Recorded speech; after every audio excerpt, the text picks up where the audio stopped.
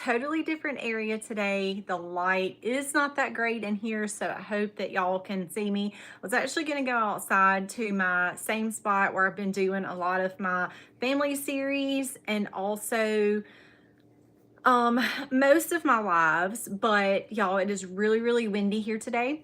And you see, I actually threw a jacket on because it is kind of cool here down in the south, which usually doesn't get like really cold until like December and January, but it is cool outside today. But the weird thing is it has been super windy, so I thought I better not try to do a live outside today. You guys would probably have a little bit more of a hard time hearing me. So I decided to just come into my prepper's pantry because some of the things that I'm going to be talking about is some of the things that I didn't get to discuss a lot with y'all several weeks ago when I did a series on the immune system. And here's the thing, y'all. We have had, in the past 2 weeks, we've had hand, foot, mouth in our house, and we have had this, well, we actually have now the stomach virus. So I was going to tell y'all some of the things that I have been doing in the house to deal with those things. So I picked here because some of the things I'm going to be showing y'all from my basically this is my medicine cabinet, my medicinal stuff. I say medicine, but y'all know what I mean. This is all of my medicinal, and I want to talk to y'all about some of the things that I have and some of the things that I'm going to actually be working on new and replacing this year. So the first thing I want to jump into, which is probably one of my favorites when viruses and stuff come around, is this number right here, activated charcoal. I have already had 2 cups of this because I have been cleaning up throw up from the other kids for a couple of days now. And if I look tired, that's because I probably am. We did sleep in a little bit longer today because I've been up and down for the past couple of nights.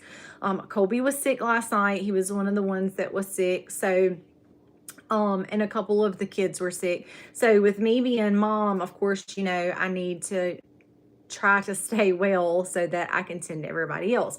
So activated charcoal, and y'all, it is so easy to do. One of the things that I've been doing is just literally taking a spoon, dipping it down in there, and I have a cup about this size, and get probably 1/4 of a spoonful, put it over into the cup, just run a little bit of water over there, enough to stir it up real good, and then I chug it, and then I wash down with either milk or more water, clean water, or whatever else. So I've done that before in the past when the little ones have been sick. So I don't really need to be sick, so I try to do all the things that I can when I've been exposed to something to really keep my immune up to keep from getting sick. Here is another one right now that I just have sitting. I really do need to strain this off. Can anybody guess what this is? Just curious if anybody has any guess. We have about 50 people on here now. I would really like to know what y'all think.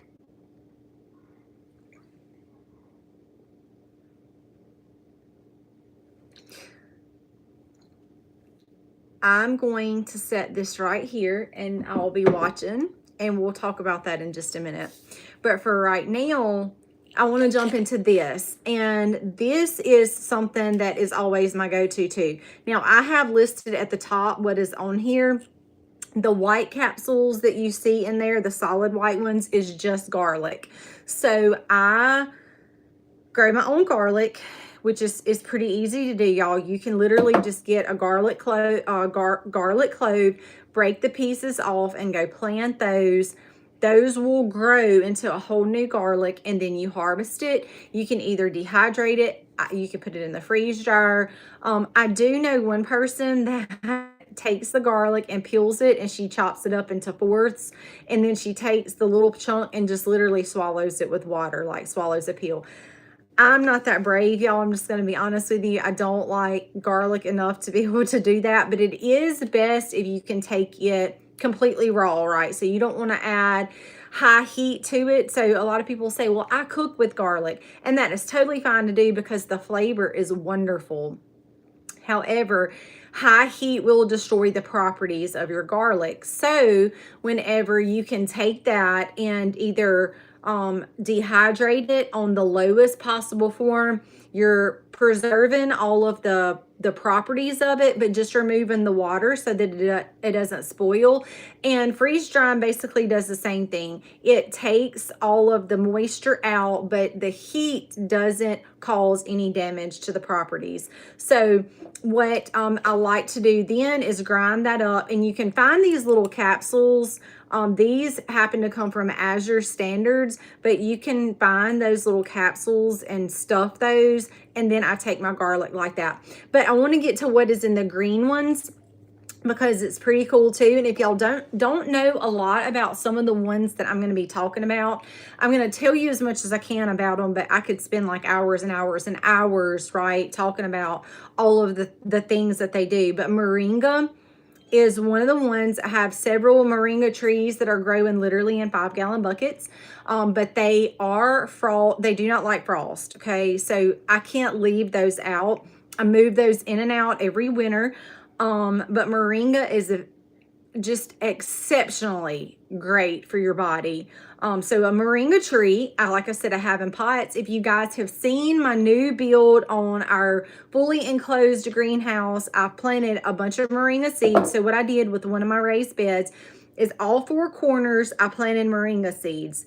I actually took a scoop out of the fish tank of fish water, dropped it down on the ground, dropped like handfuls of moringa seeds in there, let it sit for like 2 days, went in all 4 corners of one of my beds and planted those moringa trees. Now they will grow to be very, very tall. And then I also have tomatoes planted in the middle. So I have a couple of rows of tomatoes with my moringa and all 4 corners on the end, just because I have noticed that my moringa trees over years, that especially because I am kind of bad about neglecting some things, just because our life here on the farm is so hectic, right? And if it has to be babied a lot, chances are it doesn't survive. So with the moringa trees, a couple of them have been either overwatered or underwatered, but y'all, I still have trees from like years ago that I planted in the buckets that are still growing. They're really, some of them are probably over 8 feet tall, and harvesting the leaves are very, very easy to do. I like to also go out and pinch fresh leaves off and just chew them. They're a little spicy, but they are very tolerable. And I say they're very spicy. They're a little spicy, but they are very tolerable. They're not too spicy to eat. So also in my capsules that I made, which is, I feel like just a super healthy bump for your body. Also ginger, garlic, colostrum, which I'm going to talk a little bit more about colostrum in just a minute, which is a whole jar right here. Colostrum is in here, turmeric and pepper. So I grow my own turmeric as well as the ginger that I just mentioned. And again, y'all, those things are so easy. You can literally buy organic turmeric and ginger and plant those things, and just don't overwater.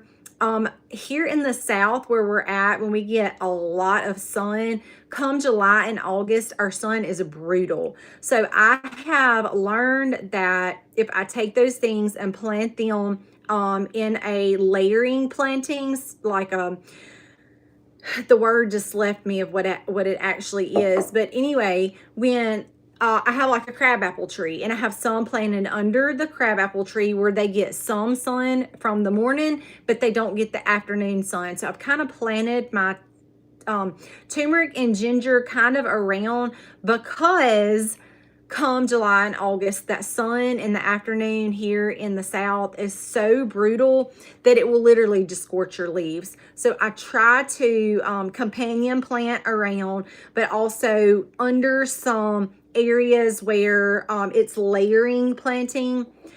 So again, very easy to do. My turmeric, y'all, once I dig it up, I have this little rag that has like little pieces of woven metal in it. It's a Norwex rag, but I don't remember the name of the specific rag. Anyway, y'all, I just dig that up, rinse it off really, really good to get as much dirt off as I can. I take that rag, I scrub it down real good. Then I take my rhizome, which is, it's basically your root, but that's the name for it. Rub all over it really, really good to get all of the dirt off of it. Lay it down, chop it up, dry it all, and then again, coffee grounder, any kind of grinder that you have to make into powder, which is basically what I do to get. I don't think I have any in here. I do have some kumquat back here. This is kumquat powder back here, and it's, the citrus fruits are a little bit harder to deal with when it comes to drying or whatever, but this is kumquat powder, and we'll get to some more of that stuff in a minute. But the garlic I keep in the kitchen because I literally use it every single day. And the ginger and turmeric, I have one other spot that I keep some dried stuff, but y'all, and kale is the other thing in here. So literally it's just a combination of, I plant those things. The only thing I want to add in next time is cayenne. So whoever guessed peppers, this is actually cayenne and baka. We're going to get to that in just a minute. So I do want to add some cayenne in this next time. But it's literally just the idea of planting those things in my kitchen garden, then harvesting them once they're ready, drying them, getting them into powder forms, and getting them over to capsules. So this is another one of the things that I literally do every time I've been exposed to something, that I've been around somebody that is sick, and like, we've had nothing but like, I think when the kids got hand, foot, mouth, I'm not sure how many of y'all have heard of that it's basically like this virus that makes your temperature go up, which thankfully their temperature didn't go up. But then they get these spots on their hands, and then they get the spots on the feet. It makes their hands and feet really sore. And they also get some in their mouth and just don't feel fantastic. But it wasn't as bad as I've seen before, because two of the girls that got it also had it when they were a baby. Their temperature was through the roof for like 7 days. They wouldn't eat or drink anything. They would just drool it out. It was really, really bad. This time was nothing like that. So, but I think some of their immune systems have been kind of beat down. The stomach virus, y'all, this has been my go-to. I'm not saying that I won't get it because I've been the one cleaning up the bathrooms, but this has been my go-to, like, saving grace. How is it called? It's a virus. So like, I mean, you catch it like you do any other virus. Once you come in contact with the virus, like if you wipe your mouth or you wipe your nose or you rub your eyes or whatever, the virus enters your body and then you have it. So now I want to move on to, this is cayenne peppers. It's put over into baka. So it's a cayenne tincture. I personally cannot do spicy at all. I just cannot swallow that kind of spicy. So the thing that I like about tinctures, all of these are tinctures. This is goldenrod tincture. This is like my go-to for allergies. The cool thing about herbs is that there's a multiple uses for one herb. That's the really awesome thing. Again, this is goldenrod. I have to make a lot of it because spring absolutely destroys me and Aiden when it comes to allergies. We both have, this is thistle. So I literally have wool thistle that grows out in our pastures, which do not get sprayed. So I harvest those things. Lots of tinctures that I have in here. This is nettle leaf tincture. I also have, this is mullein tincture. I have yarrow tincture. So again, this is cayenne that's in the making.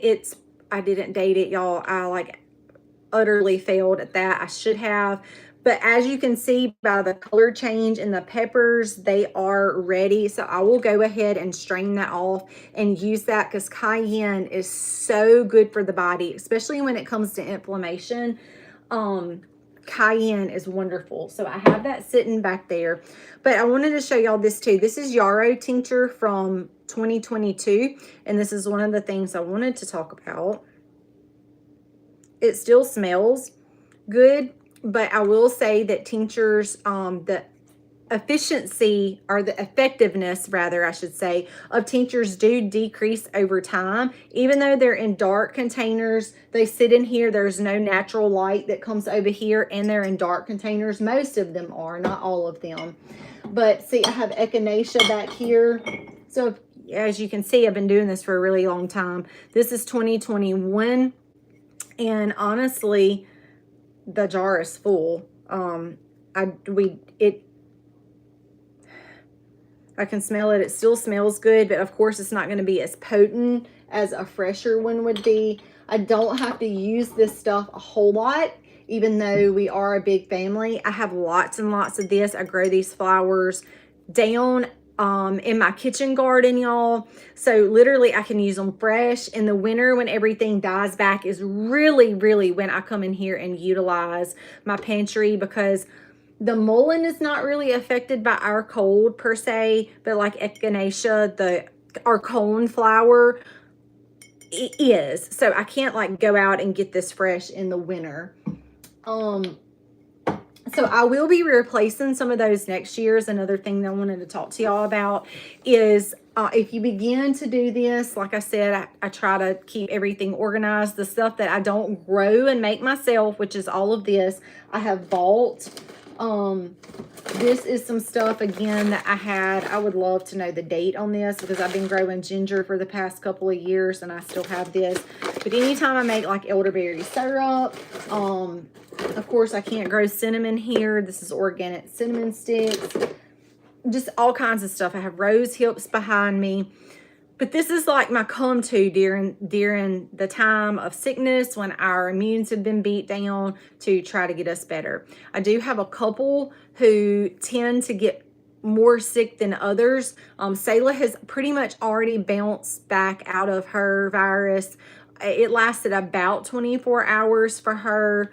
Harley is on the couch asleep with it right now. Tonight will be a full 24 hours for her. She used to be my one that would get really, really, really sick. And she has kind of gotten better now that she's a little bit older. But now it's my Jennings. And most of y'all know him. He's 7. And it's mostly him. If we get something, he's the one that's going to get it the worst. So that's that. Okay, I also want to talk about colostrum. Now, this colostrum is actually from our cows. I know a lot of you guys don't have that option, but there are companies who sell colostrum. I would just encourage you to try to find organic colostrum, or from grass-fed dairy farmers. Now, I've had a little bit of kickback or some questions in the comments about taking colostrum from the babies. Y'all, here's the thing with dairy cows, is they were designed to produce an abundance of milk, okay? So with that being said, even though we are milking them with their calf, there are some dairy cows that will literally stand in the field and let their calf and up to 3 other calves nurse off of them. That's why a lot of people put jerseys in with their beef herds to as a nurse cow. Like that's what they're there for. So the one calf that is on mom, because they're dairy and they're naturally designed to produce, when I say crap tons, I mean crap tons of milk. So a beef herd is a little bit different. Like you have goats and then you have milk goats. It's the same thing. Or dairy goats. Their bodies were designed by God to produce all of that milk.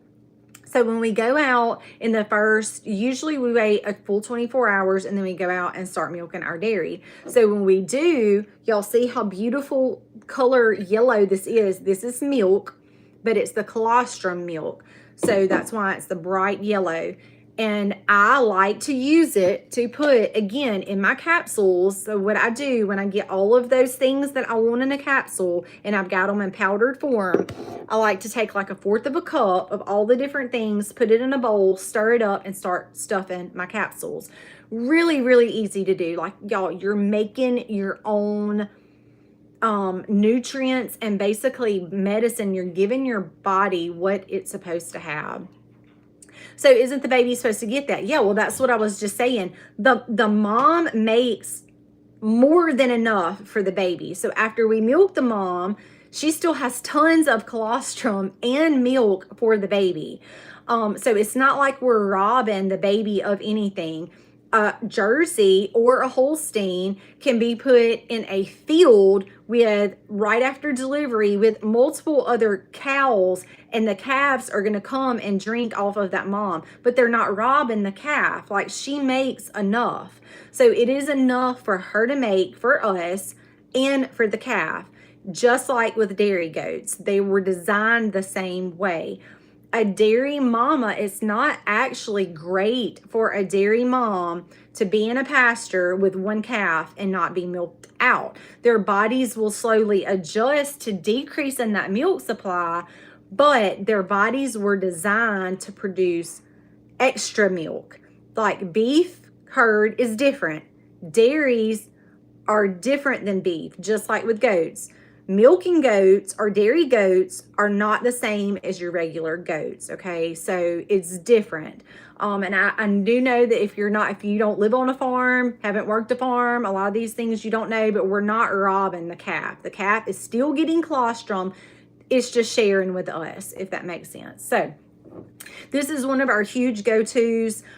This is what I usually do right when a mom delivers the baby.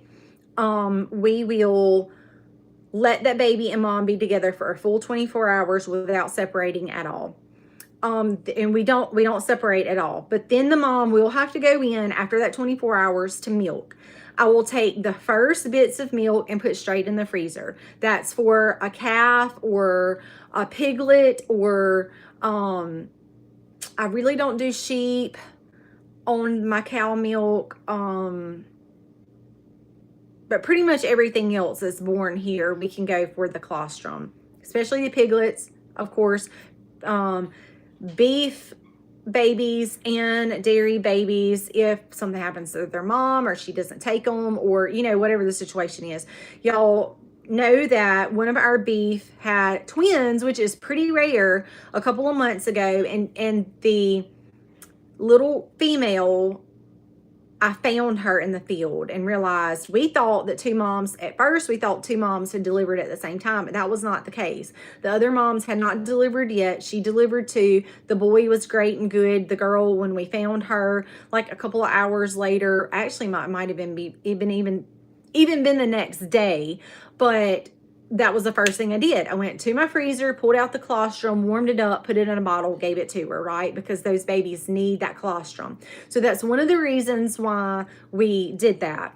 But I also take the second and third day's milk and pretty much do the same thing. Some goes in the freezer and then some goes in the freeze dryer for us, because colostrum is really, really good for our bodies too. So I don't take it every day. But like I said, y'all, when I've been exposed to something, or I've been cleaning up after kids that are sick, or, you know, we've been around somebody that then we find out like a day or two later that they've been sick, this is kind of like my go-to, because it is so good for your body. No, she did not survive. I just saw that comment come across. She did not survive. I honestly think after all of the things that we had done for her, that something internally was not right with her. I think that's why she wasn't getting up and even really trying to go after mom, and the mom could sense something wasn't right with her, so she just left her. Thank you so much. I appreciate that so much. And yes, you said CHF. You watched the video, because I personally think that is exactly what happened to that baby. I think she had congestive heart failure, because again, this is my nursing side kicking in. We did bring her up to the barn. We were in and out like every couple of hours dealing with her. I had given her shots of everything I could think of under the sun to try to save her, to try to get her up. We force fed her. We did all the right things. I gave her the colostrum. We were giving her the milk. We were doing all the right things. And we did get her to a point where she was strong enough to finally stand to eat.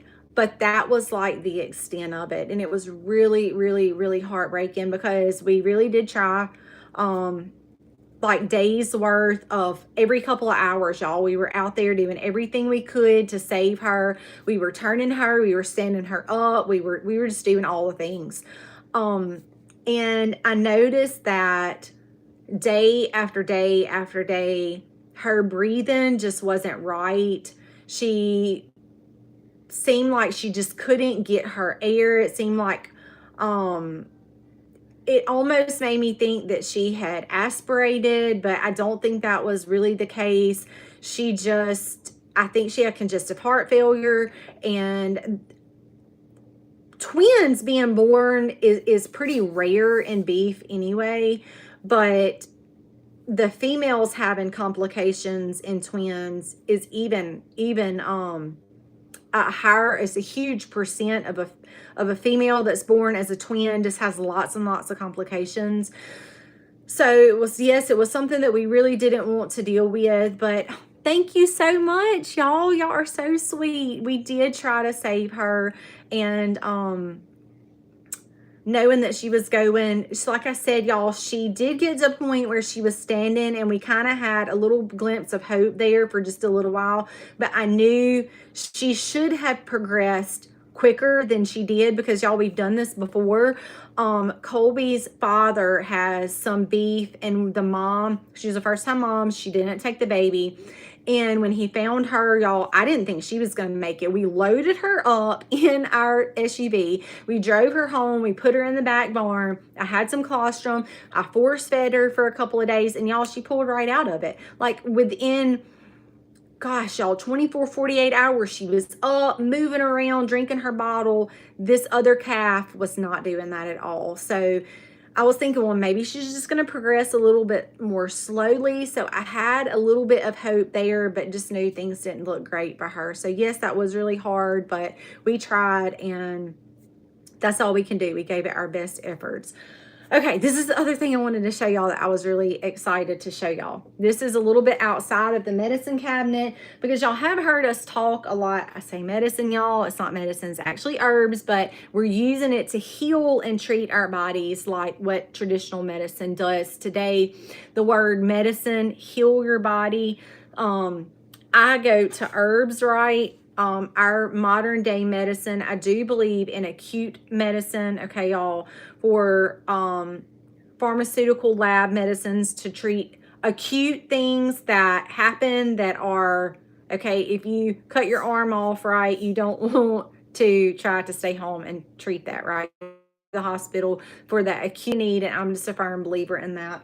One of my other favorite things that I love to use is chamomile. I didn't think about chamomile tea for the kids' stomach, honestly, until right now, but chamomile tea is a really, really great one. And the taste to me is just fantastic. Chamomile is one of my absolute favorite teas, hands down. And I did grow these chamomile. Chamomile is a little bit tricky to grow down here in the South, but I did have 1 year where I had planted it, and it done really, really well. So if you live up north, chamomile does not like our scorching heat down here. So if you live up north, actually, it may grow better for you than what it does for me. But I did have it in one spot where it had pretty good shade a couple of years ago, and y'all, it did fantastic. So I was able to get enough to fill up this little jar, and you only need a little bit for your tea. Okay, this is what I wanted to tell you about that I'm super excited about. So I showed a picture of this over in our community tab, and so y'all know that I have been talking about, we cleaned out our shop not long ago, and it has been, okay, yeah, grows great in Ohio. See, y'all are way more north than us, and we have way more heat than you guys. So, yeah, so this is actually a hurricane candle that we made, and this was some flowers, actually a combination of flowers. Annabelle's sister just got married a couple of months ago, and I told her, don't throw away any of your bouquets, because the girls and I are learning. We need some stuff to practice with. So she sent us all her flowers, and then Colby has picked us up some flowers, the girls and I, over the past couple of weeks, and we've dried some of those. Y'all, look how absolutely pretty that turned out. So we finally found a hurricane mold, which is what we were kind of going for.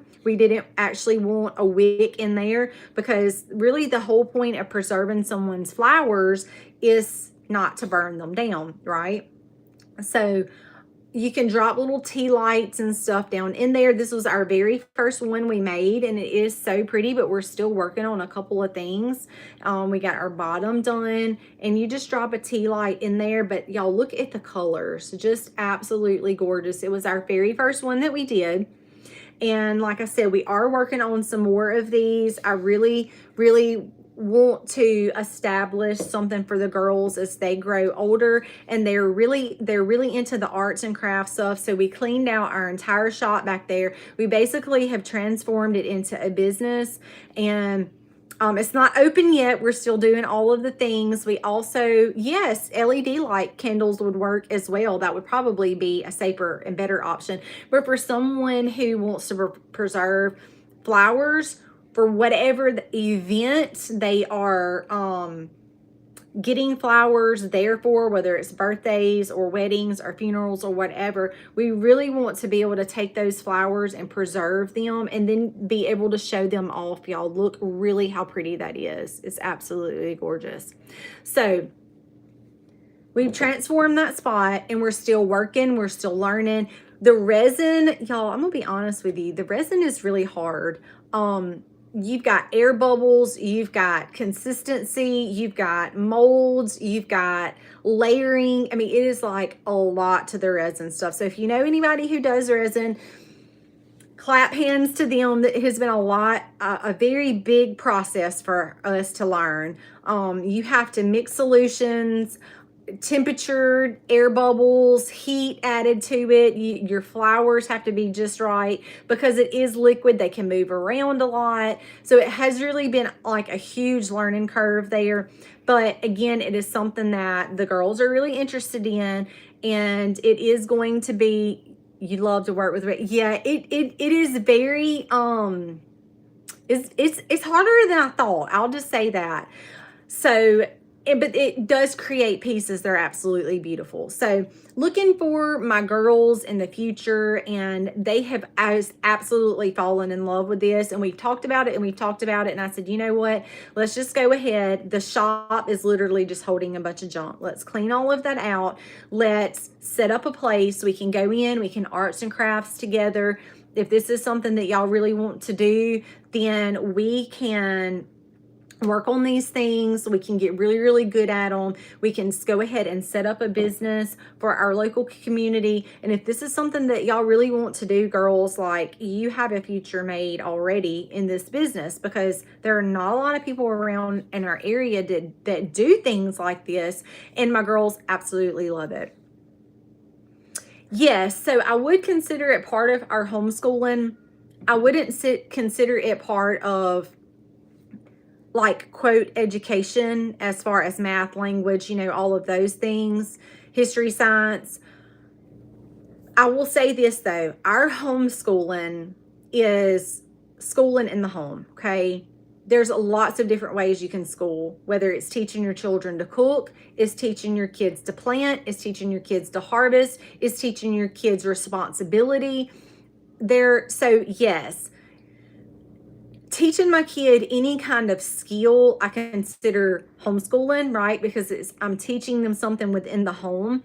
But we do academics in the morning, and we do real life skills in the afternoon. I hope that makes sense. So I consider this a real life skill because this could be a future business for them. So it's a skill they're learning that could allow them to be a mother in the home and still help supporting income for their family. So really, really cool. What did that say? We can't do the same stuff here in New York. Well, I'm just going to be honest with you. I would not live in New York ever. There's a couple of states I wouldn't live in. Thankfully, here in Mississippi, our homeschool laws are pretty flexible. Now, there are a couple of things that are required of us since we're talking about homeschooling. Here in Mississippi, we are required to register our child with the state every year with an attendance officer to let them know that our child is doing schoolwork within the home. We are also required to keep up with all of our book work. In other words, like any curriculum that I use, any work that's completed. So upstairs in my attic, I have Now I have 6 spots because Libby's doing some preschool stuff too. So through Aiden, through Libby, which Aiden is now in college. He's been doing college work since September, all the way down to Libby's preschool. I have sections in my attic of all of the work that they have all completed. Now that is all academic work. That is not the most important thing to me. It is very important to me that they can learn to read and write well.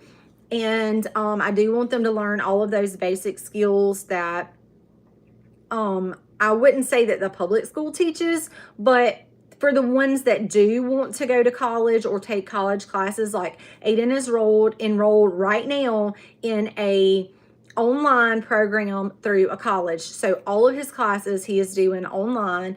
And some of the things do have a worldview to them, right? Because he's not under my wing anymore, where I can pick and choose the things that are appropriate. However, his foundation has been laid, and he was very quick to be able to pick up on the things that have been indoctrinated, instead of just teaching like, right, the basics, like this is what you need to know for your career. There are things that are added into it that are 100% indoctrination. But he is smart enough to know, because his foundation has been laid, that this is not right. So, or if he reads something in science that says the world is 1,000,000 years old, well, we know biblically that the world can't be 1,000,000 years old, because Genesis tells us that it's not.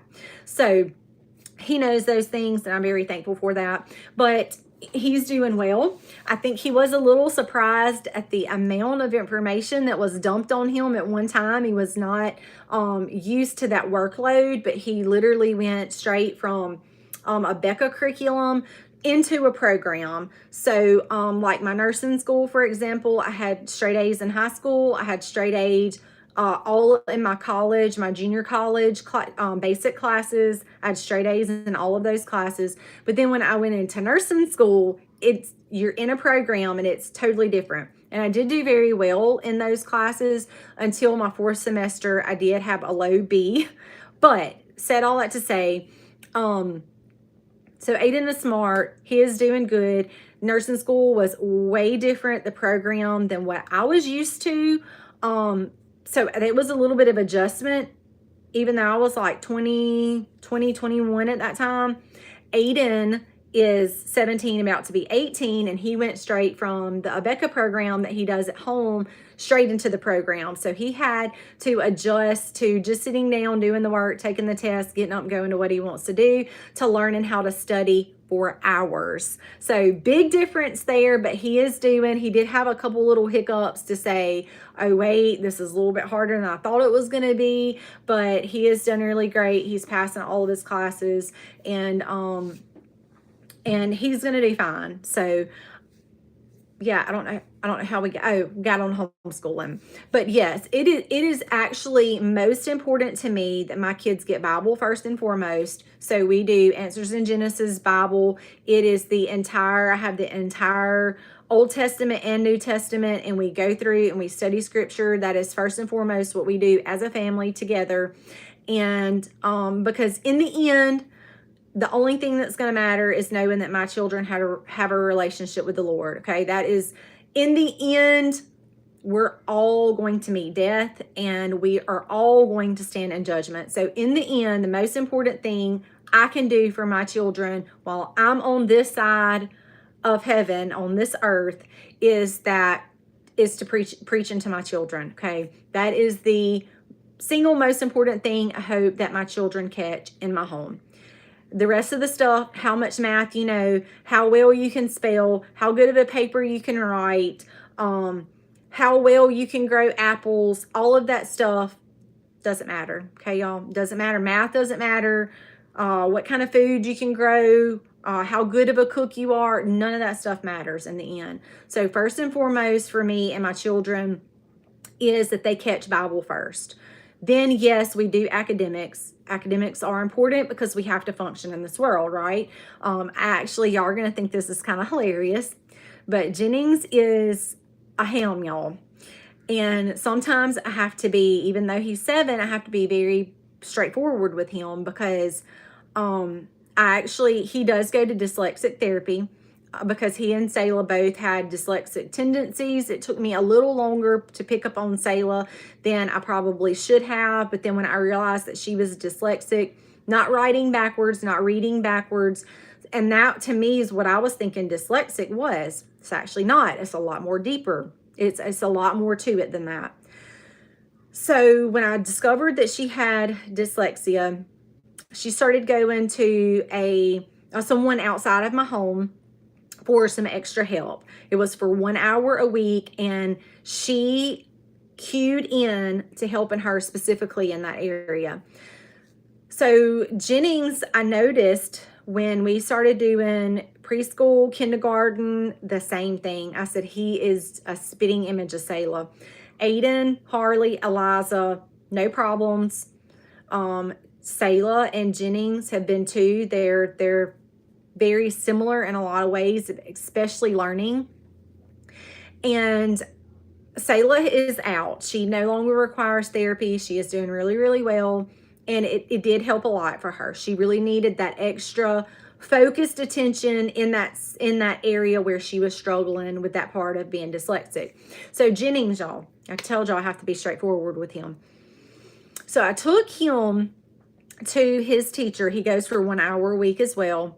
He's the only one that goes now, but just so she can do the same thing, sit down and focus with him. She knows how to help him because she went to school for that.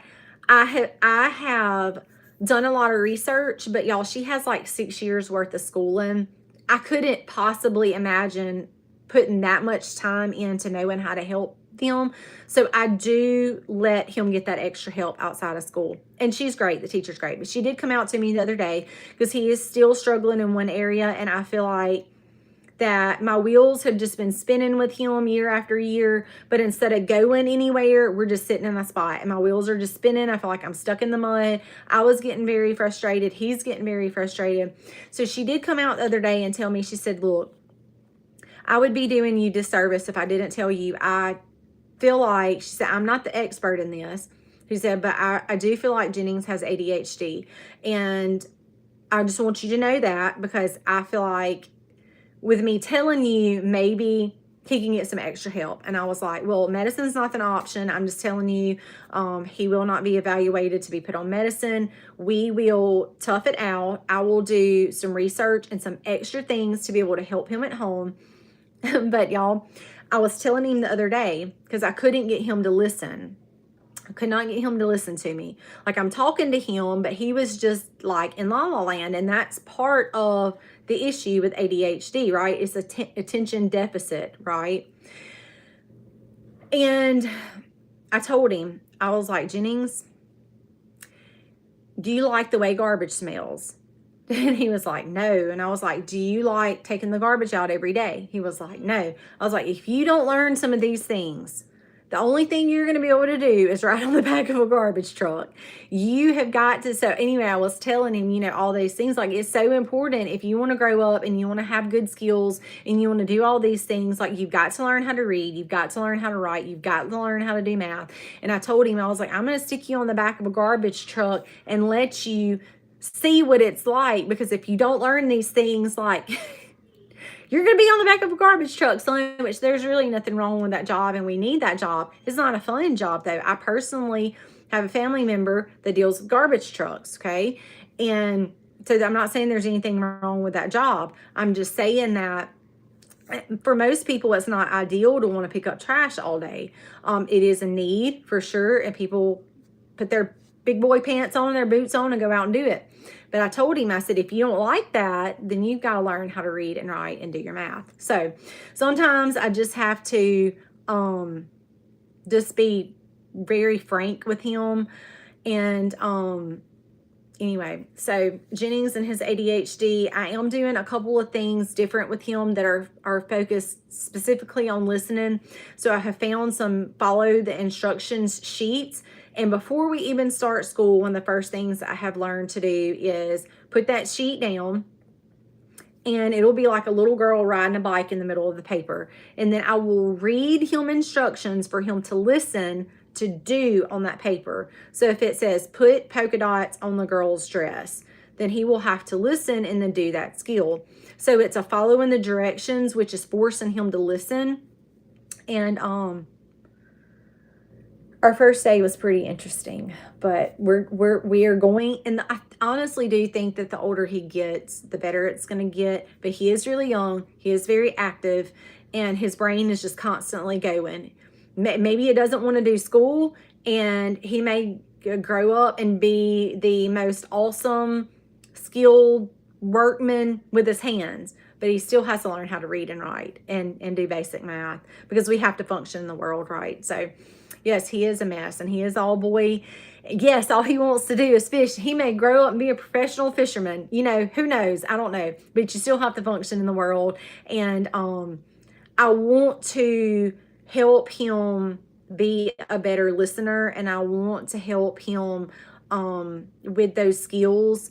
I have done something called Osmo with him. I don't know if any of y'all are familiar with that, but Osmo is you put it on an iPad, and it is a little character that comes up, and he goes through like the letters A through Z, but then you have to take these little, some sticks are long, some are curved, some are arches, and he will come up and he will tell you, like, you click on the letter, he'll tell you the letter A, and he just is a constant hearing that letter.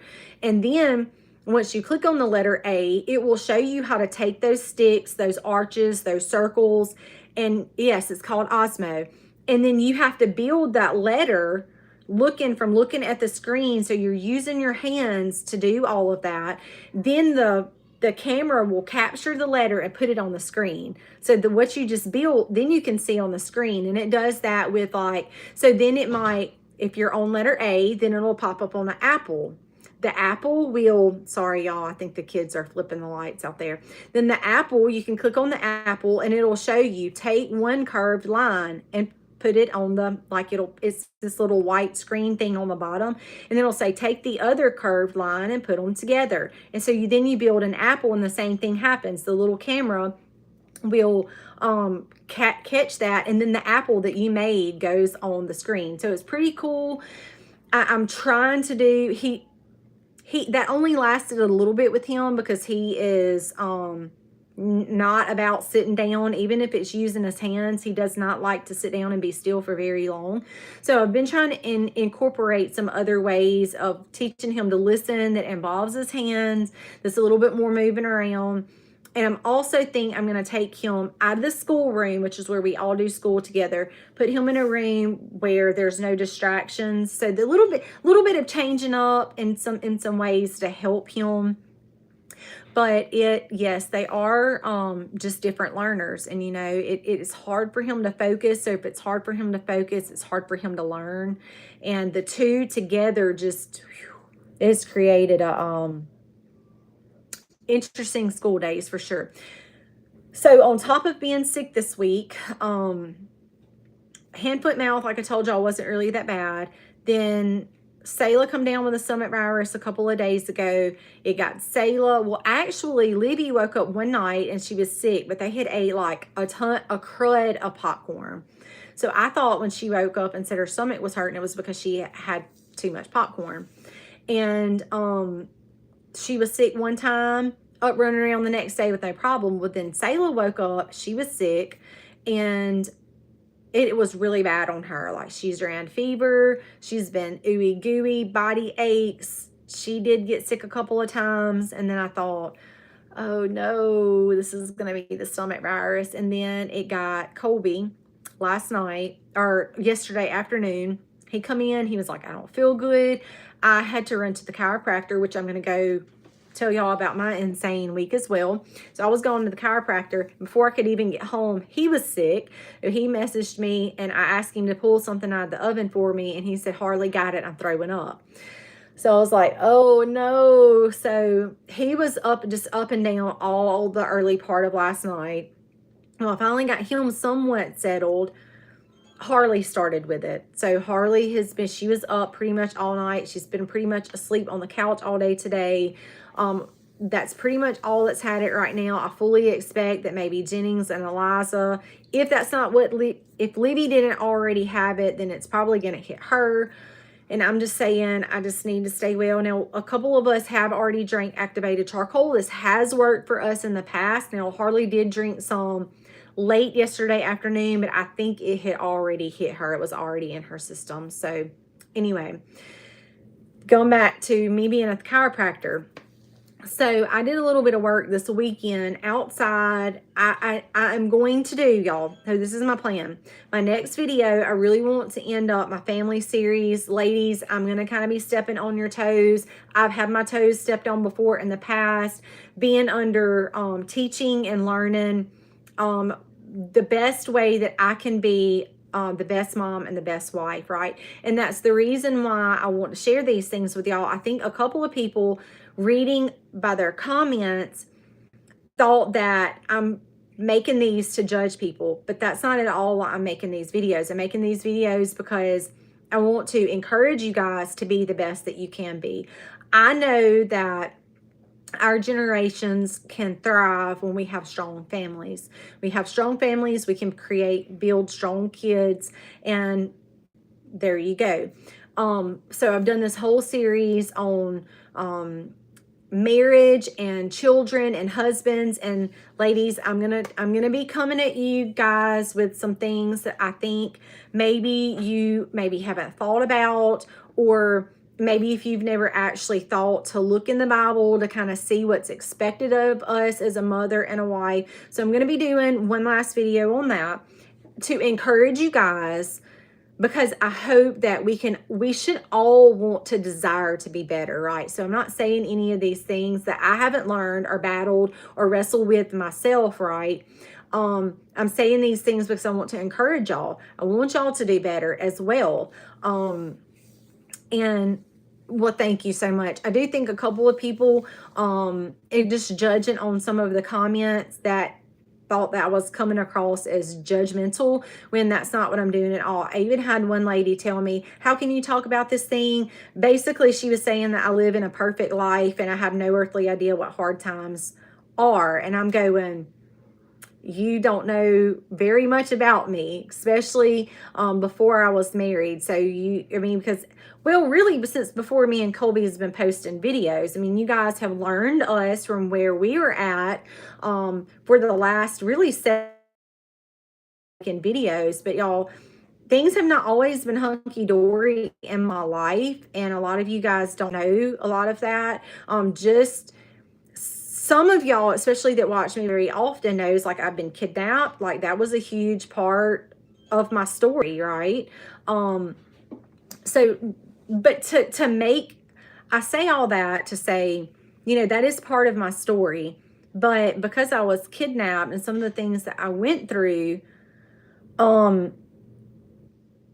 it helped form who I am today. And that's the way that I take a lot of the thing, like my life, right, that I've lived, whether it has been perfect in some areas or not perfect in area, to take that to build me who I am today. So what you are seeing is who I am today. But even before I was saved, like the things that I went through and the mistakes that I've made personally, have made me who I am today. And without those, I wouldn't be who I am today. So not ever coming across as judgmental, but wanting to share with y'all that we should all want better, right? We should all want to be the best that we can be. And through learning and sharing my experiences and sitting under really godly and wise people all throughout really my adult life and the things that I have come to experience firsthand and learn in the process. And that's really why I want to share these things with y'all. So anyway, I want to go back to, after I do that series, I want to show y'all some of the things I have been doing in the greenhouses, some of the things there, lots of teaching, some of the things that I have been planting, the reason why I'm planting those. I really think that y'all will enjoy some of those videos. And I want to go back to this because I brought this in here. A lot of y'all have really heard me talk about making hot sauce. Y'all, this is just a tiny portion of all of the hot sauce that I have made. I just made this. You can see my date on there. I just made this. It is absolutely, I don't eat hot sauce, but Colby and Aiden tell me it's absolutely fantastic. So my peppers have done amazing. I have jars of this now canned on the rack, and my peppers have done really fantastic. And I want to be speaking to y'all as a gardener, and really kind of how I got to the point of abundance. Seeds matter, so I really want to talk to y'all about survival garden seeds. A lot of y'all have heard me talk about that company over the years. All of my peppers, every one of them, come from survival garden seeds. I still want to talk to y'all a little bit about my fish tank and how incredible that has been, because a lot of y'all know I just started that, and there's not a lot of people that have a fish tank in their greenhouse. So I would say I'm learning in a very small percent. It is hydroponics system in a totally different fashion. So just a totally different spin on it. But I want to share a little bit with y'all what's been going on in the greenhouse. I want to talk to y'all about some planting things, and we're going to move forward from there right after I finish up this series. But y'all, I've been on here for almost an hour. I know the kids are probably wondering, where is mom? But sharing with y'all some of the things. I hope y'all have enjoyed that video. Look, it is really hard. I take what I say very seriously.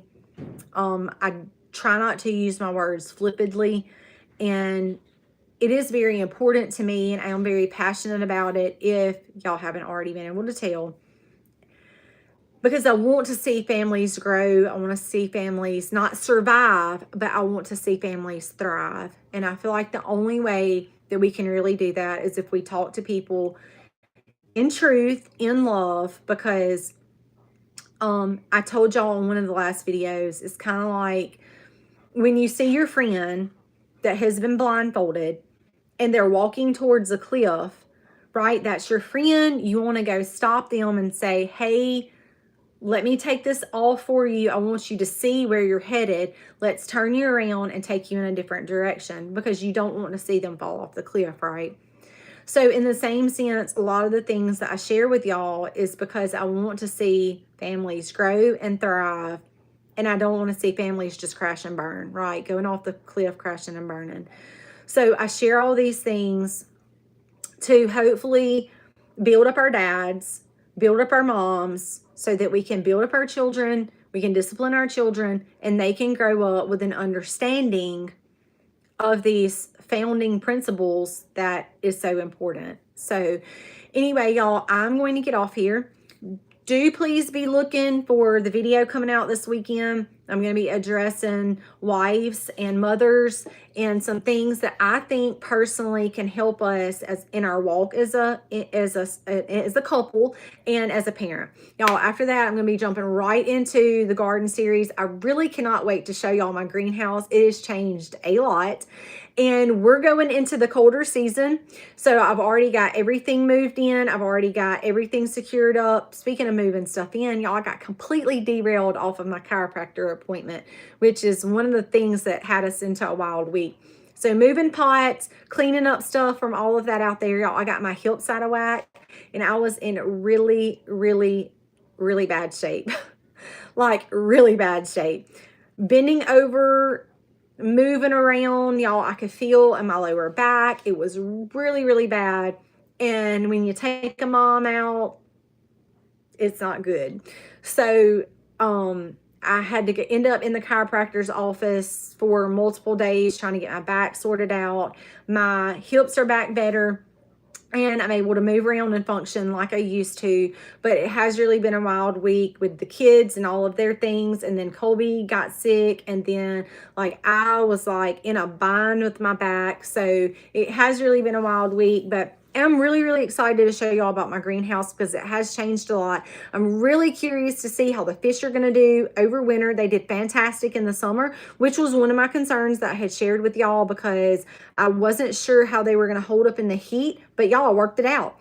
Just using the water and refilling it up with cold worked perfect. That was my plan.